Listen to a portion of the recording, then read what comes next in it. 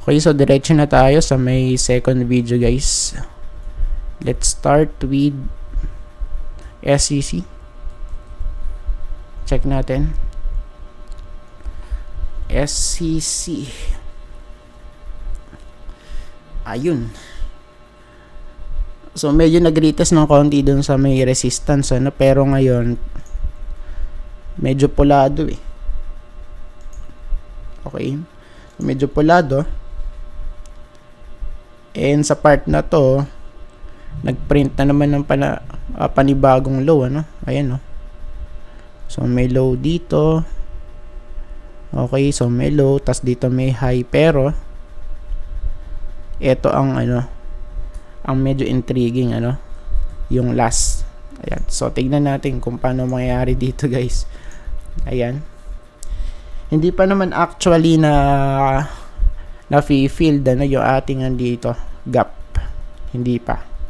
Ayan. So tignan natin kung ano mangyayari.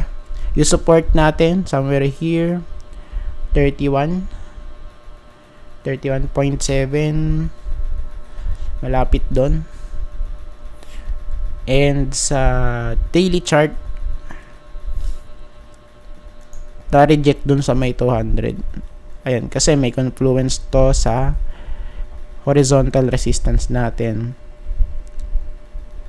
Kitang-kita. Ayun na, malapit sa may trend line pa nga eh. So kung ganun ang nangyari, pwede tayong bumalik sa may support.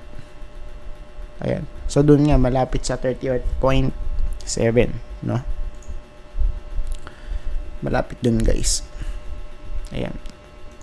Next po natin,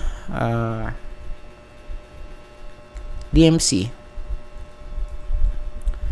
So for DMC, check natin sa weekly. Okay, nag-hold sa may support, guys. Good yan. Ayan, pero mas goods kung malaglag talaga rito sa may trend line, no, sa may 10.7. Ayan, para ma-fill yung ating trend line dito. Ayan. So medyo mahaba na kasi yung dito, gap dito, no, na hindi pa siya nagta-touch dun sa may previous trend line, no, ay, sa mga previous touches. So if ever man na mangyari yun, of course mas magandang opportunity. Ayan. So sa ngayon, since andun sa may support sa horizontal, check natin dito sa daily. So ito ay sinasabi natin, may confluence, guys, sa may 200 day, and at the same time nasa support ay sa horizontal. And kung titignan natin, may ano dito eh, may gap down, ano, hindi pa po yan na-fill. Ayan. And once na ano to mag-rally, guys, so I think ito yung magiging minimum natin na target, malapit sa 11.4. Ayan. So tingnan natin, ano, medyo alanganin siya. Let's see, guys, kung ano mayari dito. So base dito hindi nag-hold.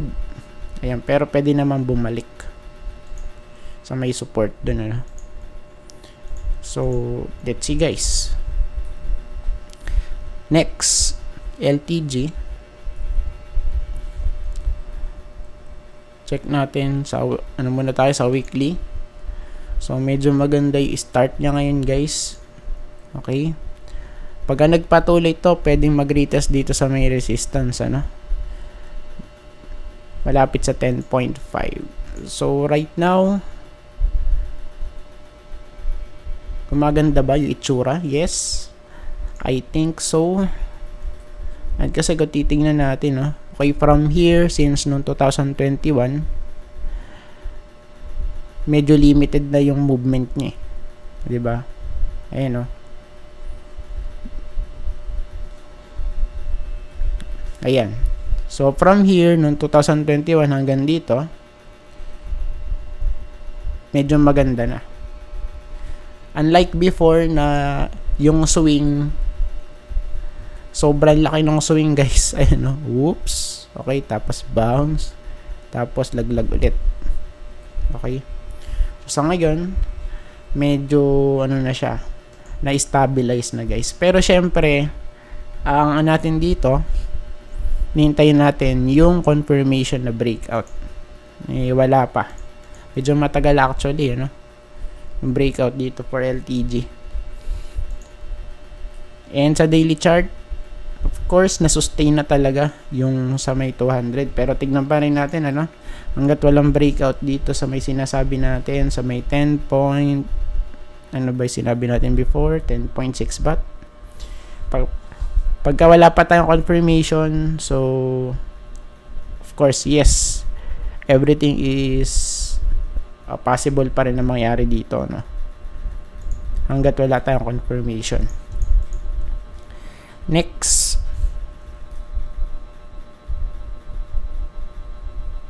wait lang. Anything is possible. Ano na ba tayo? TL. So, sino na yung ano dito? Naghihintay dun sa mananalo sa US election.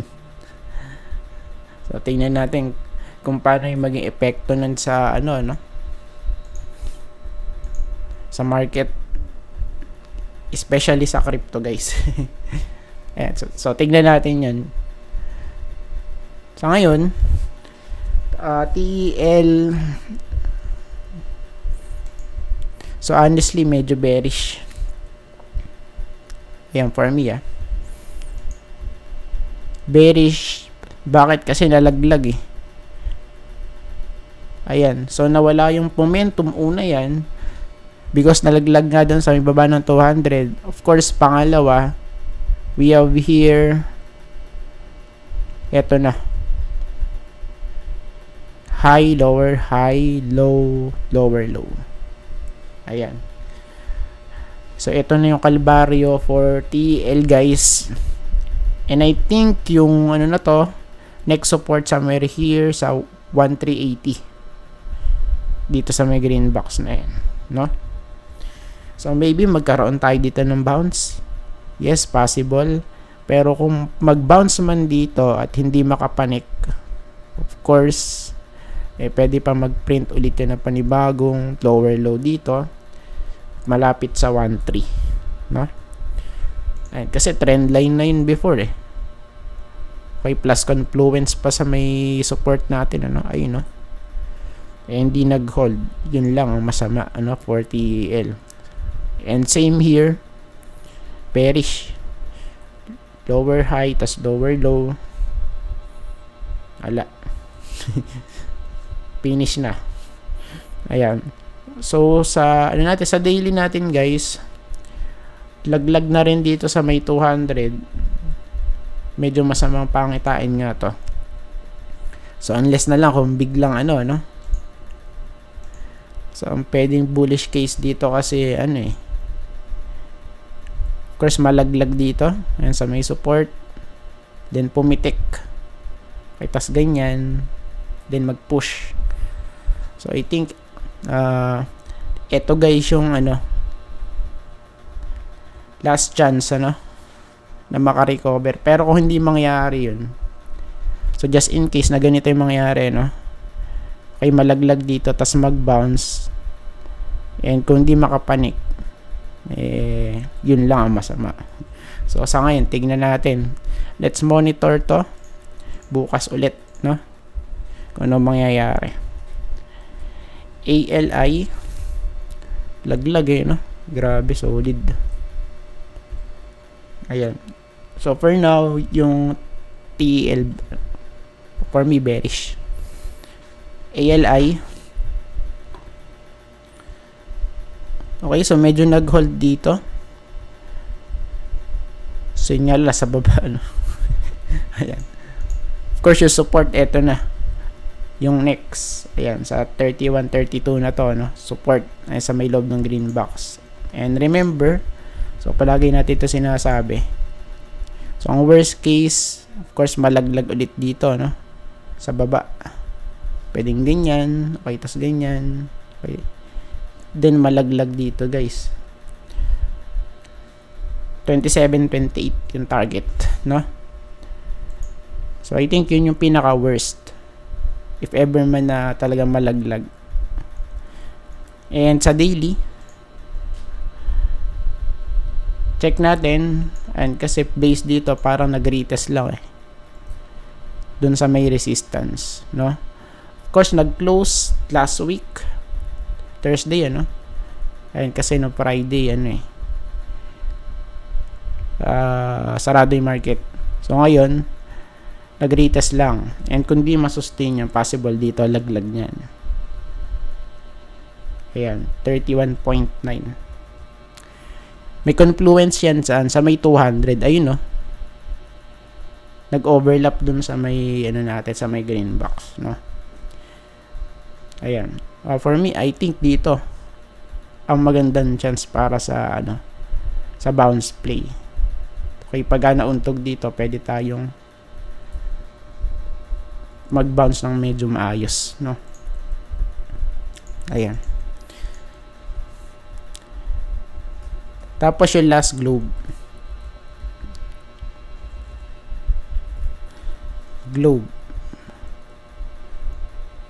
Check natin. Okay. Halos doji candlestick, pero of course di pa naman close yan. Tingnan natin guys, nag-hold pa rin din. Nag-hold pa rin. So ngayon, i-check muna natin dito. Okay. Medyo alanganin to Ayan. Since nung 2000, 15. So, typical ang movement niya kasi sideways no? Ayan, no?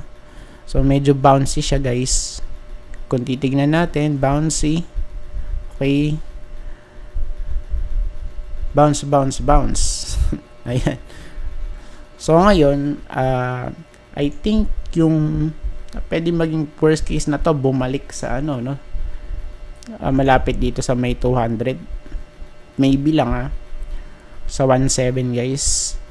And kung titignan natin, so possible ba yan? Yes, of course possible yan, since eto na yung kanyang play since 2000 15.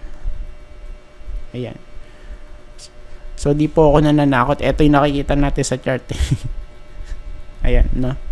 And if ever man na, na ma-extend to, guys, pwedeng bumalik dito, no? Sa 2.4, 2.5 na yan. Or bonus dito, guys, sa may 2.6. 2.650. No? Ayan. Pero kung na-sustain to before, yung mismong breakout na to, kung yan, kung na-sustain dito guys sa area na to at nag-hold, sobrang solid na magiging rally niyan, no? Sa mga susunod na panahon. Ang siste nalaglag dito. Nalaglag no? And kaya tingnan natin. So ito guys, of course yung worst case, of course, malaglag ulit dito. Dun sa may baba, no?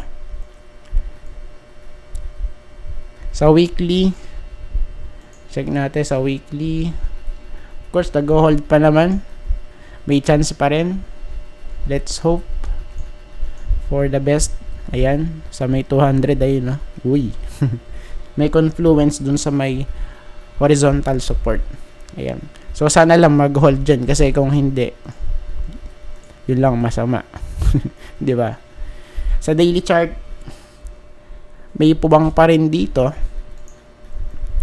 Ayan. Kasi kung titingnan natin, yung mga typical bounce play na ganito, of course, di sustainable yan Pagka sumausaw yan sa, sa oversold at nagkaroon ng bounce, pwede mo nang ibenta agad yun kasi once na mag-pull back yan, pwede mag-create ng panibagong lower low, no? So this one, medyo medyo alanganin to guys, personally, nagkaroon na ng bounce, slight bounce nga lang, pero once na yan, pag retrace ulit, baka mas mahaba pa guys. Ayan. Kaya for me, kung di nga mag-hold dito kasi yung area na yan yung target na ano na pwedeng mag-hold ayun ano. Pero kung hindi nga yun lang, no? Baka kasi ang mangyari dito, mag-extend dito guys, or somewhere here malapit sa may 200-day moving average based sa ating daily chart. Kasi yung sinisilip natin sa weekly to ayan. Ayan. So I think tapos na po tayo guys, at maraming salamat po sa panonood. See you po sa next video. Bye bye and God bless.